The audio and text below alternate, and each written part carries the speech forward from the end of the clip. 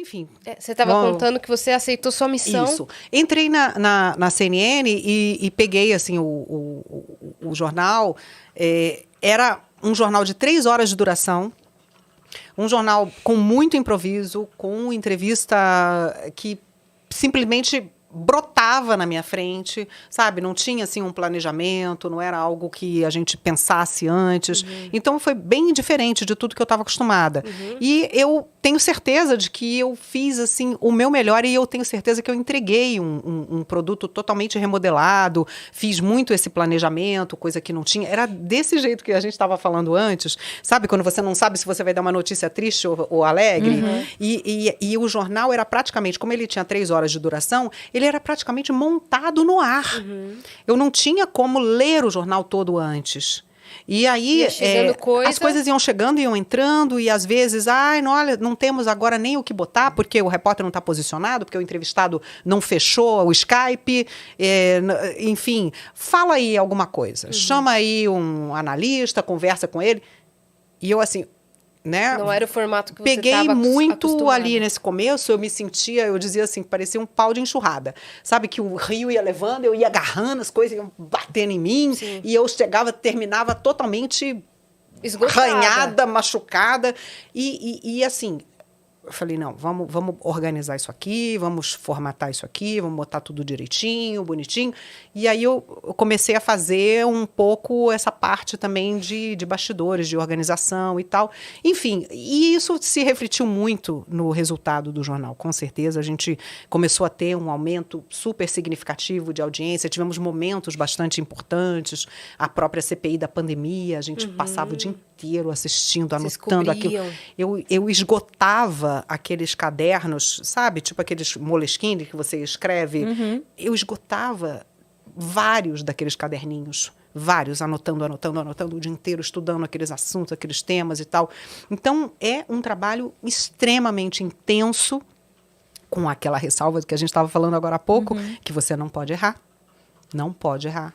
Porque, no caso, por exemplo, da própria pandemia, errar é a diferença entre a vida e a morte.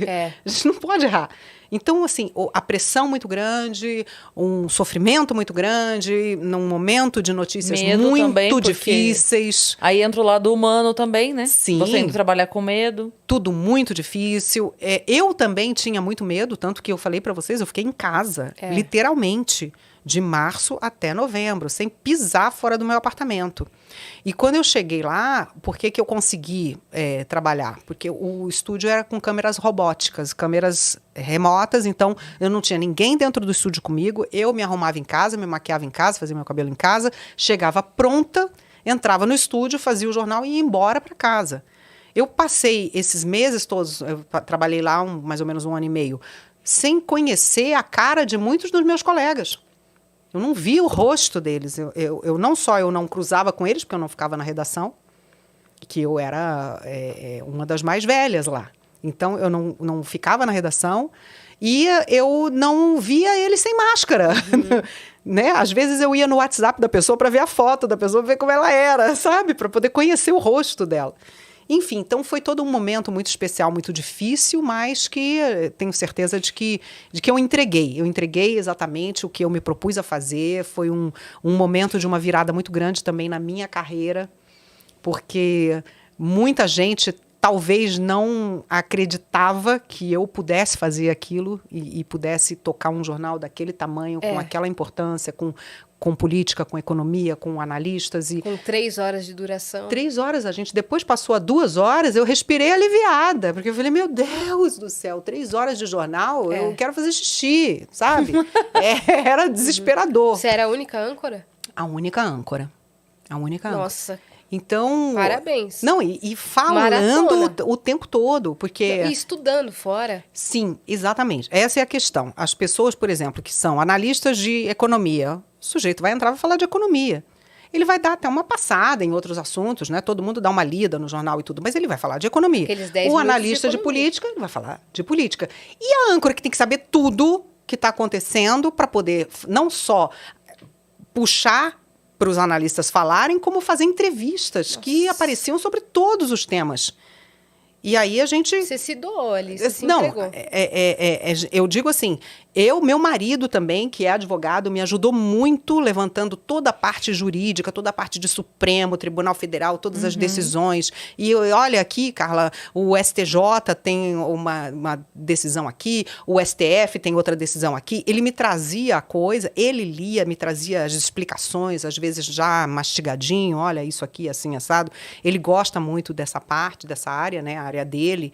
Então, eu contei com a ajuda, mas é um esforço, um esforço muito grande. Sim. Então, depois desse tempo todo, eu tenho certeza que muita coisa na minha vida mudou, né? Eu acho que as pessoas reconheceram esse esforço meu muito grande, me deram uma audiência fenomenal, enorme. Mas era puxado. Eu vou dizer assim, era puxado. Meus filhos eu não vi esse tempo todo. Né, fiquei dedicada a isso. Da hora de 6 horas da manhã já acordava lendo todos os jornais, lendo jornais internacionais. Tinha que ler pelo menos uns 3 ou 4 ali internacionais para puxar o que eu ia falar com as correspondentes. Nossa, sua mente também. não descansava. Nada, nunca. Só na hora que eu ia deitar é que eu parava de ver notícia. Então eu digo assim, não me perguntem nada sobre cultura pop, sobre quem tá, o grupo que está fazendo sucesso, entretenimento, outros programas que não sejam jornalistas, não me perguntem.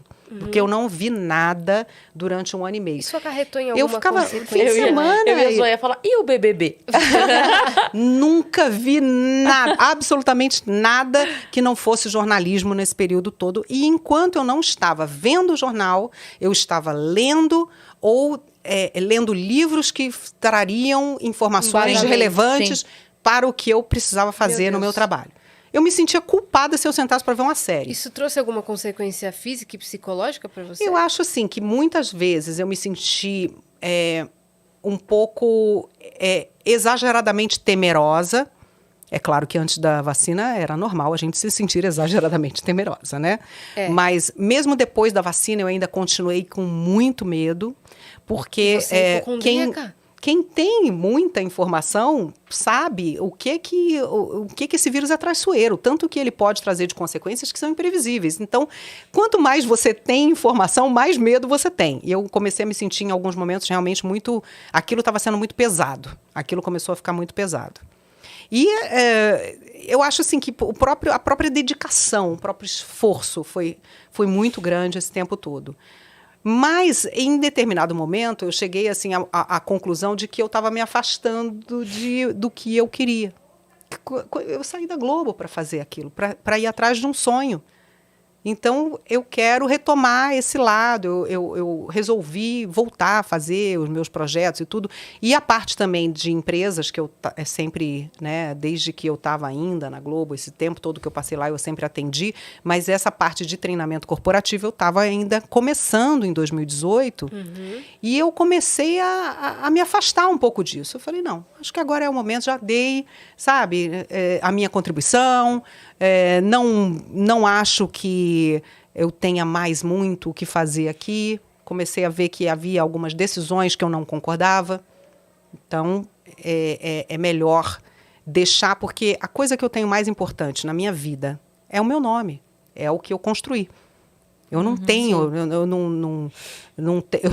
eu digo assim, é algo que só eu vou poder desfrutar, que eu não vou deixar para ninguém, não é uma herança que eu possa deixar, é o que eu carrego. E isso tem, para mim, uma importância enorme, sabe? Então, assim, para eu pegar o meu nome e emprestar para alguém, dizer assim, olha, eu vou trabalhar com vocês, vou associar o meu nome a vocês, isso precisa ser muito, muito, muito reconhecido. Muito.